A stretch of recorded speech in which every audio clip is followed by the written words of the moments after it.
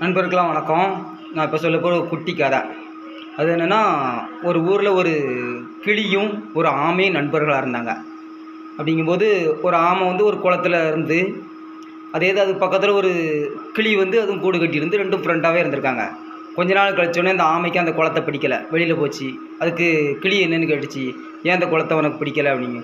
இந்த குளத்துல எனக்கு தவளைன்னு ஒருத்தன் இருக்கான், அவன் எனக்கு பிடிக்கலை, அதனால் நான் வேறு குளத்துக்கு போகிறேன் அப்படின்னு. சரி அப்படின்ட்டு கிளியும் வேறு இடத்துல கூடு கட்டிட்டு, வேறு இன்னொரு குளத்துக்கு பக்கத்தில் கொண்டு அந்த இடத்துல கூடு கட்டிட்டு, மறுபடியும் கொஞ்ச நாள் கழிச்சுது.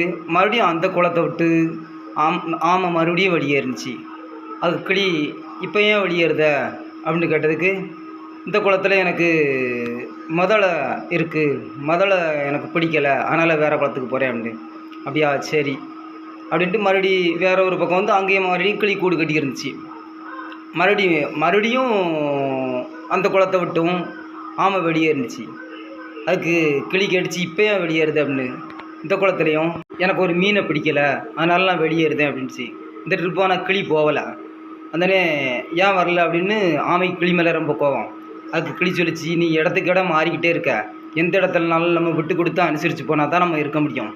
அதனால் நீ இருக்கிறது கரெக்டாக இருந்தனா, அட்ஜஸ்ட் பண்ணி இருந்தனா நம்ம எப்படினாலும் வாழலாம் அப்படின்னு கிளி சொல்லிச்சு. அதுக்கப்புறம் தான் ஆமைக்கே புத்தி வந்து